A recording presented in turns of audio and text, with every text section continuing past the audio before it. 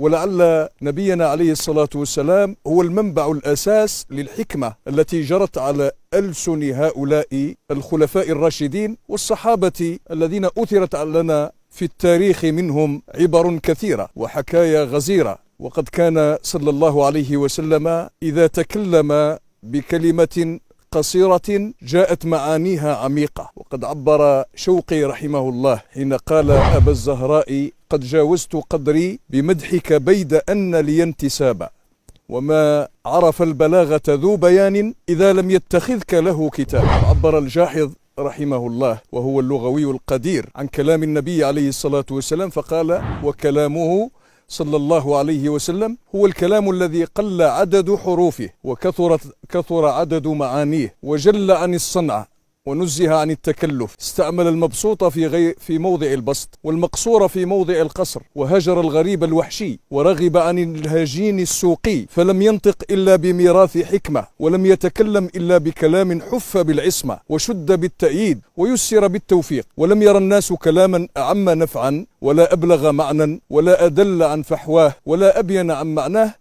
من كلامه صلى الله عليه وسلم. فكانت الكلمات التي ترد رائعة جميلة عميقة بليغة على ألسن هؤلاء الذين كانوا حوله. محمد رسول الله والذين معه، هؤلاء الذين نالوا المعية أخذوا من قبس الحكمة ومن بلاغة النبوة، فجاء كلامهم معبرا عن واقع الإيمان وعن واقع الحياة وعما يجب على المسلم أن يقف عنده من الكلمات. نأخذ أمثلة بسيطة، منها ما ذكره سيدنا عمر رضي الله تعالى عنه حين قال: ما من أحد إلا له نعمة، ما من أحد له نعمة إلا له ذام، ولو كان المرء مثل القدح في الاستقامة لوجدنا له غامزة.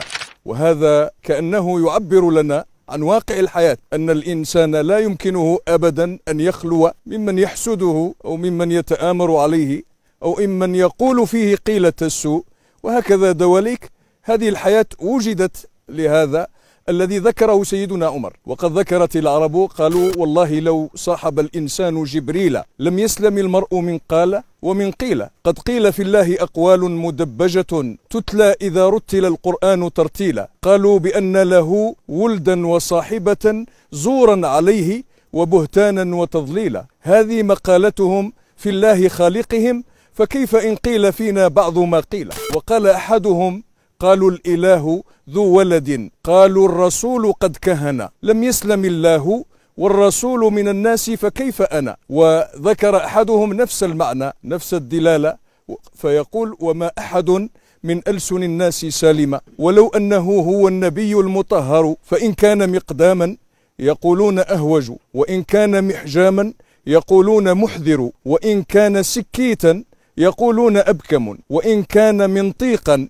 يقولون مهذر، وإن كان صواما وبالليل قائما يقولون زوار يرائي ويمكر. فلا تكترث بالناس في المدح والثناء، ولا تخشى إلا الله والله أكبر. وهناك أيضا حكمة أخرى لسيدنا عمر رضي الله تعالى عنه يقول فيها: أحبكم إلينا قبل أن نلقاكم أحسنكم سيرا، فإذا اختبرناكم فأحسنكم عملا. وهذا يدل على أن الحكمة عند سيدنا عمر كانت مربوطة بواقع تقييم الرجال الذين تحقق بهم الأماني الكبار، وهو لا يغتر بظاهر ولا يغتر بقول عن غائب، ولكنه يجرب المرأة.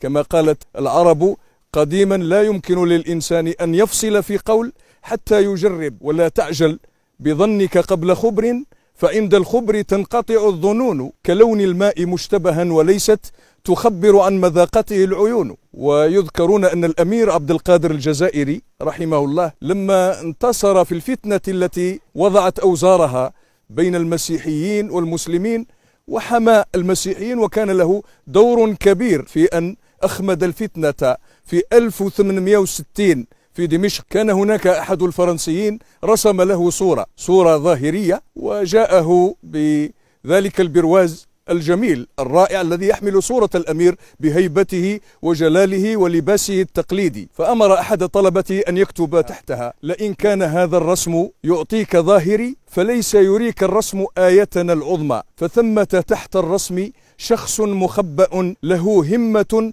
تعلو بأخمصها النجمة، وما المرء بالوجه الصبوح افتخاره، ولكنه بالعلم والخلق الأسمى. فإن جمعت للمرء هاتي وهاته فتلك التي للمرء ما بعدها نعمة. ومن الحكم أيضا التي ذكرت عن سيدنا علي قوله وهو يصف الدنيا، يقول الدنيا دار ممر والآخرة دار مقر، فخذوا من ممركم لمقركم، ولا تهتكوا أستاركم عند من لا تخفى عليه أسراركم، واعلموا أنكم للآخرة خلقتم وفي الدنيا حبستم، فمن زحزح عن النار وأدخل الجنة فقد فاز، وما الحياة الدنيا إلا متاع الغرور. وهو يعبر عنها شعرا فيقول لا تركنن إلى الدنيا وما فيها، فالموت لا شك يبلينا ويبليها، واعمل لدار غدا رضوان خازنها، والجار أحمد والرحمن ناشيها، قصورها ذهب والمسك طينتها، والزعفران حشيش نابت فيها، لا دار للمرء بعد الموت يسكنها إلا التي كان قبل الموت يبنيها، فإن بناها بخير طاب مسكنها، وإن بناها بشر خاب بانيها.